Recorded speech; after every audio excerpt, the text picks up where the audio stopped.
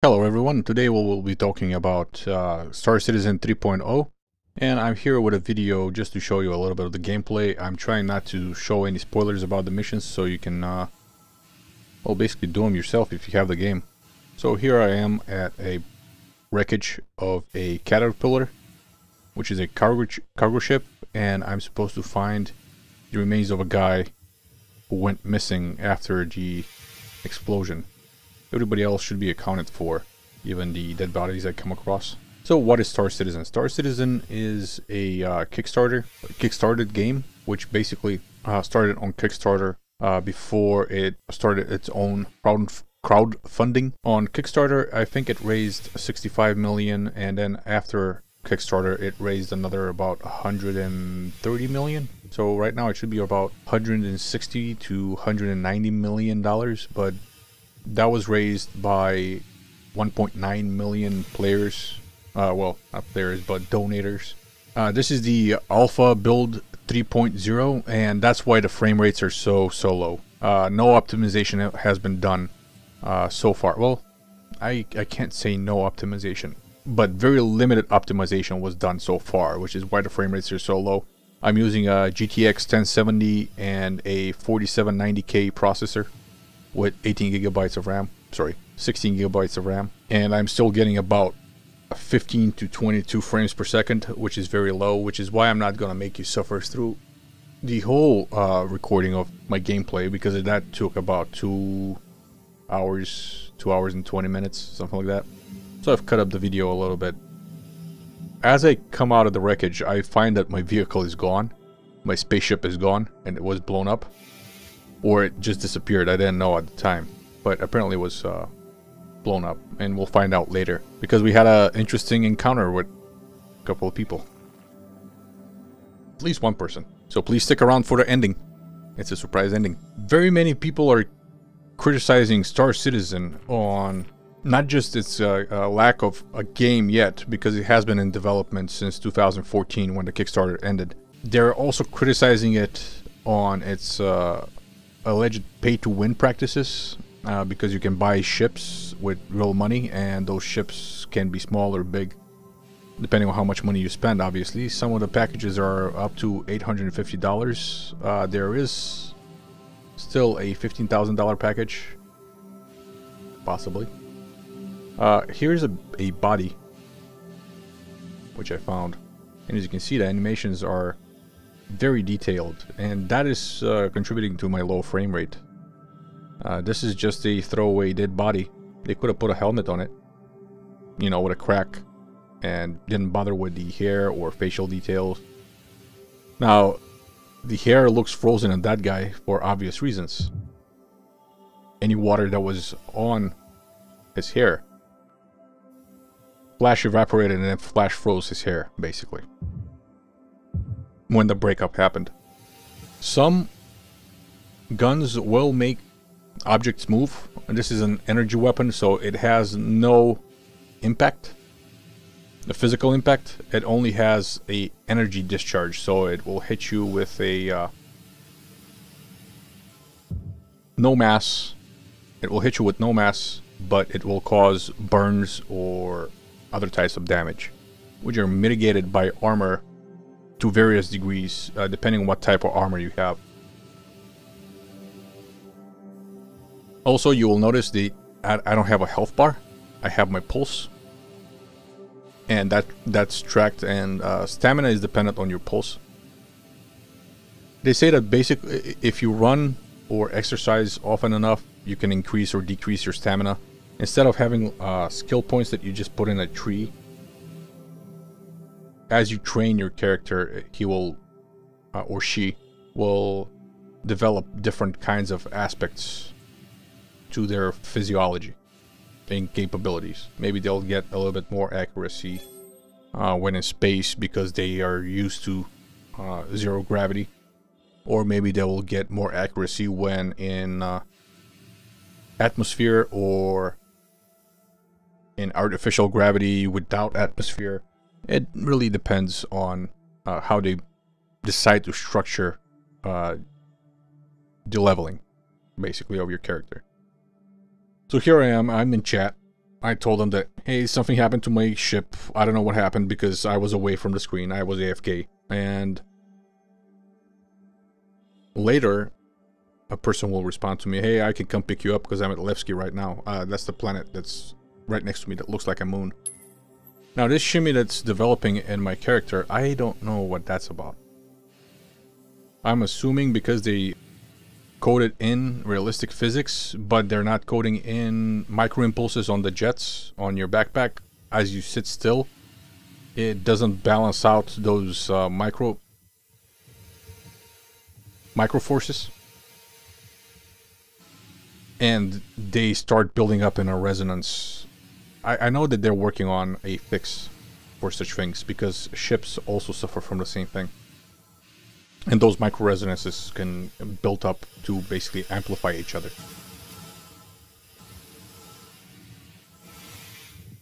So what do I think about Star Citizen? Is it pay to win? According to my definition, it is. Unfortunately, I have to say that, but it is pay to win. According to my definition, as I've given before. Now, does that hurt the gameplay? Hopefully not. Hopefully they figure out a way to balance out the differences in ships so that even if you have a small ship and you didn't pay that much for the game, you don't have to spend months upon months of grinding just to get the ship that you actually want. And that would balance out the gameplay a little bit after going live, because after going live, they've promised that on day 1 of live, all ship sales will be discontinued. So you won't be able to buy ships with microtransactions, with real money. You will be able to buy credits, I assume.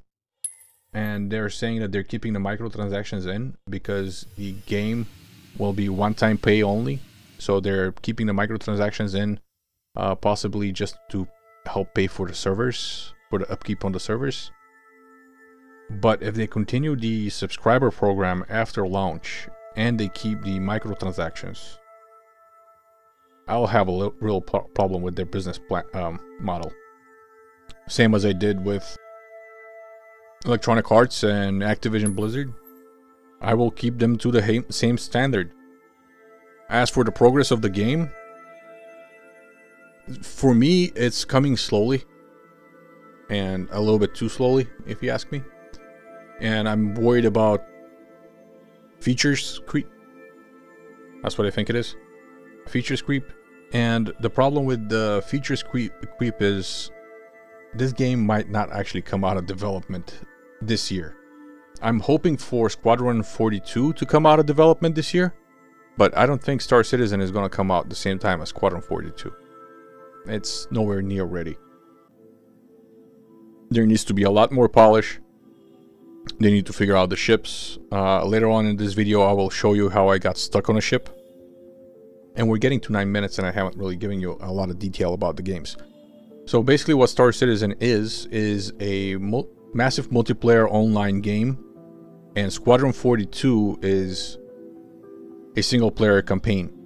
And the two are supposed to be tied together. And the idea is when you play the single player, your progress gets saved. And then you can transfer that character to Star Citizen, which is the universe of Squadron 42. Squadron 42 is part of the UEE forces, which are basically the military of the humans. So once you transfer in your character,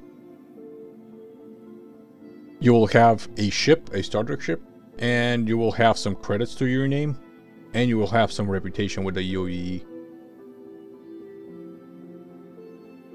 And what Chris Roberts has said is that that's going to offset the difference in skills, not in skills, but in ships, because you can either buy a ship and just start out in Star Citizen and just play Star Citizen without playing Squadron 42, or you can play Squadron 42 and then play Star Citizen, and then you can afford a pretty decent ship. How decent? I don't know. Those are too many questions that we have left. So should you invest in Star Citizen? Right now? No. If you haven't invested into it, I can't recommend it. But should you keep an eye on this? Yes. Yes. Right now, Squadron 42 and Star Citizen are two different packages, and you have to buy them separately. If this was, let's say, last year, before August, before they split the packages into two, I would have recommended you to invest in Star Citizen because you're basically getting two items for the price of one. But right now, I can't recommend it to anyone. Watch the videos on YouTube, watch streamers on Twitch, and stay excited about the game if you like what the concept is. But can I ask you to invest in it? No, I can't, unfortunately. One prominent YouTuber and Twitch streamer, Rurikhan, did make a video about it. I would recommend you see that video as well. It's very detailed, and he gives a fair and balanced opinion on the issues, even though he's missing some context.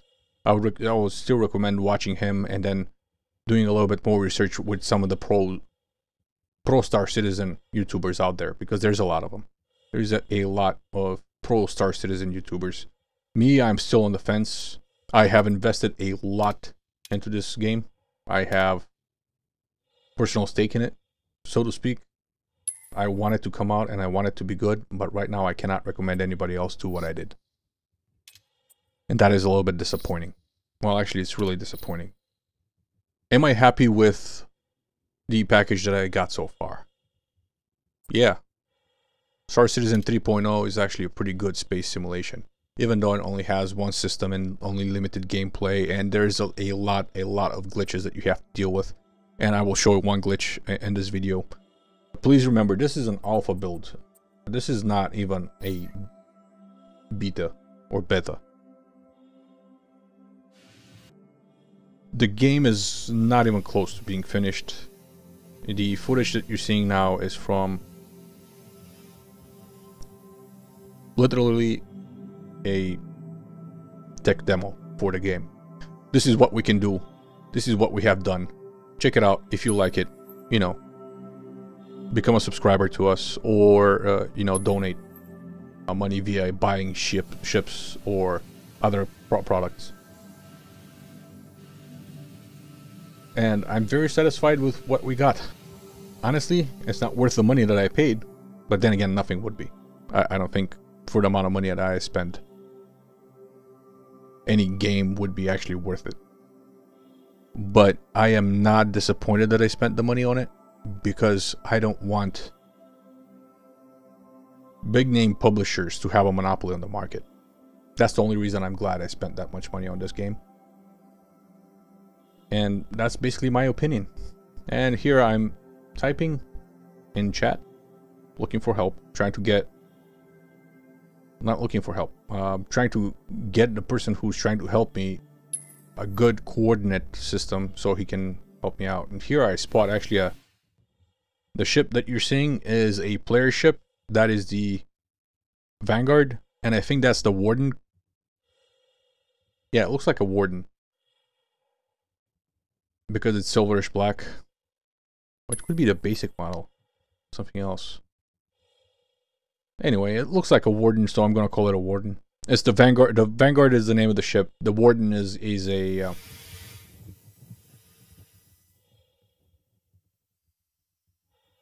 variation of that ship. So here I am typing that. I will go into the ship and check out what's going on. And I start heading towards the ship. I am at the ship. I'll try to get into it. Now I know where the hatch is to get into the ship, because I used to own one of these, but I traded it in for something bigger. I don't know if it's better, but it's bigger. And I try to get in, and I almost make it. I almost made it to the door. Now I don't know if I hit the shield and I don't own the ship, so I couldn't get into it, and it tried to spit me out, but it didn't spit me out far enough. They're using two different fields for gravity. Basically the ship is a box which has gravity, and when you're outside the ship, yeah, I'm stuck on the shield, it looks like. When you're outside the ship, you're in a specific gravity box, so I in this case I have 0 gravity around me. And then I tried to get into the ship where it's supposed to be 1g gravity. But because the transition state is a ragdoll, I ragdolled off of the ship and I got spun out. And here I keep spinning and just spinning. I'm not gonna make you wait for the whole thing, but I'm stuck on the ship. I don't have a ship to go back to, so I'm just stuck here. There's a person looking for me in the asteroid debris and fields, but he can't find me in time, and I just keep struggling and struggling. So I'm gonna skip that part, and here it is. I'm looking at the planet, trying to give him proper directions so he can come and pick me up, but neither of us thinks it's happening. I'm running out of oxygen. You can see on the bottom left. You can see on the bottom left, I am running out of oxygen severely. Oxygen low. I only have like 5 minutes left. And here's the interesting part. And here I say that my death at least was entertaining. And the response I got was a little bit shocking. In a comical sort of way.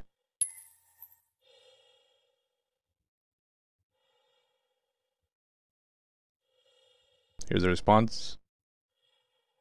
Aramas Souls. It did. Because what? What is it, Aramas? I'm the one who blew up your ship. Well, I gotta give him credit, because at least he was trying to come back and save me. And very few people will do that. And I'm just laughing out loud, because it was a hilarious coincidence, should I say, that the guy who blew up my ship was the only one who actually responded to me and tried to save me. Nobody else tried to come. And I tried to get into a ship, and because of that, I got stuck. So, yeah, I guess it's a little bit of serendipity? Is that what you're going to call it? Yeah, serendipity. That's what I would call it. So, thank you very much for watching. And I will just show you my death in quick succession as the time runs out on my life. I don't have any oxygen in the tanks. Suit oxygen is still full. If you notice on the bottom left it says tank and suit. Tank is the empty line. Suit is still pretty full, blue line. Here I'm chatting to Armor Souls in party chat. Now suit oxygen is starting to get used up. And then we'll skip ahead. There it is. I'm completely out of oxygen now. Completely out. My heart rate is rising pretty quickly. Basically, I'm holding my breath right now. That's the only thing. Because I'm not out of pressure. I'm out of oxygen. There's no oxygen to breathe in my suit. But there's still pressure. There's just carbon dioxide, nitrogen. No oxygen in the suit. Why nitrogen? Nitrogen is used so you don't explode inside your suit, because there's a spark from electrical fire or something like that. It just stabilizes the oxygen so it doesn't help combustion. Every time astronauts go in space, they actually do have tanks of nitrogen just to keep everything from not exploding. It's not really an explosion, it's just very violent oxidation, which is basically a fire.